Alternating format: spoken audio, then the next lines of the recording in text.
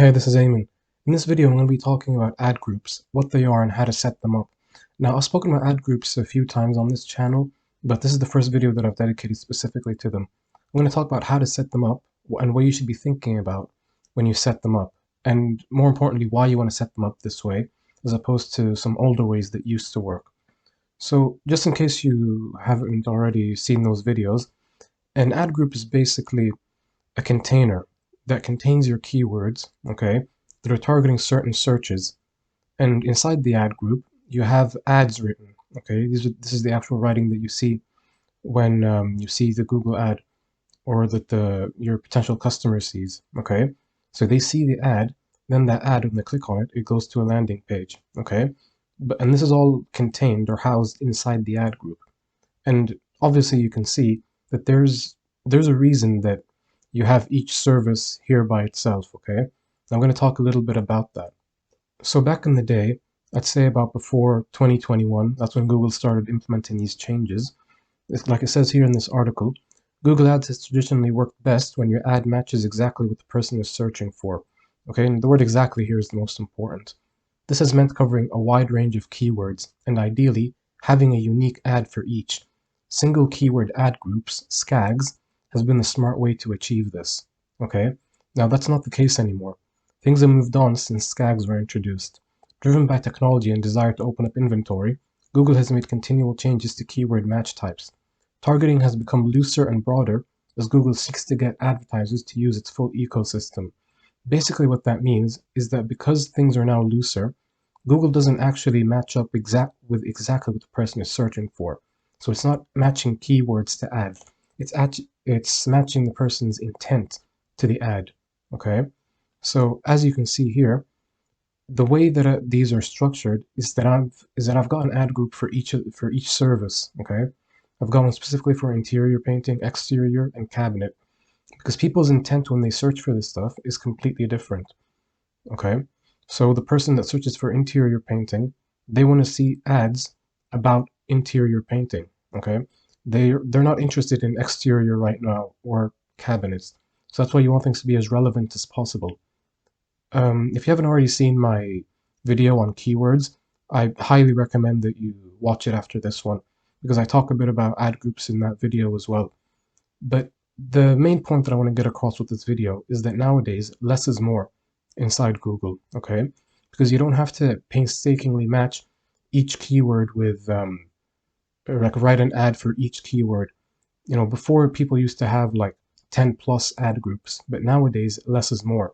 So in that video I mentioned, which I'll probably have linked either inside this video or in the description somewhere, in that video, I think I came out to like 3 or 4 ad groups, and that's more than enough nowadays. Okay, that's perfect. But before you used to have like 10. So these are the ad groups that I created in that keyword video. And as you can see, there's just 4. There's interior, exterior, and obviously you should have one for each different service, okay? Because then that's completely different, because the intent is different. So cabinet, commercial, anything else. Although commercial, I recommend having an entirely different campaign. So having an entirely different campaign, not just different ad groups. But that's for a different video. But if it's different services, you're better off having different ad groups for them. And as you can see, I made another ad group for home, house, residential, targeting those kinds of words. And this is all based on the keyword research that I did in that video. So like I said, I recommend you check that out too. And I also made a 4th ad group, and I put the words contractors and companies together in the same ad group. Now, the best way to find out if this will actually get you the best results is to just test it. Find out which ad groups perform best, and then you can focus most of your spend on those.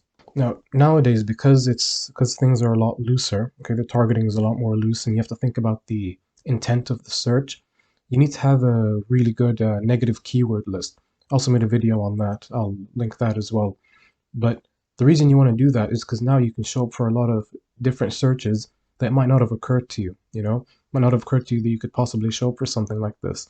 So you want to have a good negative keyword list, because you don't want to be blowing your budget on, words that are never gonna, from people that are never gonna convert. So that's why that's important. And the last thing I want to mention is, since the targeting is looser and you're going to show up for a lot more searches, you're going to have fewer ad groups showing up for more searches. You want your ad copy, the words that are actually written on the ad, you want that to be targeted for each search. And the way to do that nowadays is with dynamic keyword insertion. Now, I went over this in the keyword video. Like I said, it's really important that you watch it so that you really get the full picture.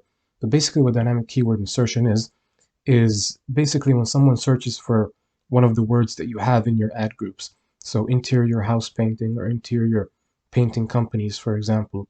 You want the word painting companies to show up when someone searches painting companies. And you want the word house painters to show up when someone searches house painters. And the way to do that, since they're both inside the same ad group and they've got the same the same ads showing up, is with dynamic keyword insertion. What that's going to do is it's going to see which word the person actually typed, whether they typed house painters or painting companies, and then it's going to show them ad copy that has that specific term written. Okay, so that way you can be like more granular with your ads and more relevant, and definitely get a higher click-through rate. More people will click on that if it's more relevant, if it's more exactly the search that they typed into their phone. So that's the way to combat that nowadays. So the main takeaways of this video: less is more, okay? Fewer ad groups, good negatives, okay? You have a really good negative keyword list. It's got your competitors and a bunch of stuff that, will show up that you don't want to be showing up for, like, car paint and things like that. You don't do anything with cars or auto, so you want to negative that kind of stuff out. And the third thing is the dynamic keyword insertion, okay? If you've got these three things, then you will have a high-performing Google Ads campaign, at least as far as this stuff is concerned, the keywords and the ad groups. There's obviously a lot more to it, which obviously I go over a lot on this channel, which includes like your landing page and how you actually write the ads. But as far as this is concerned, this is the way to do it nowadays, okay? This is the way to get the best results. All right, that's everything I've got to say about this topic.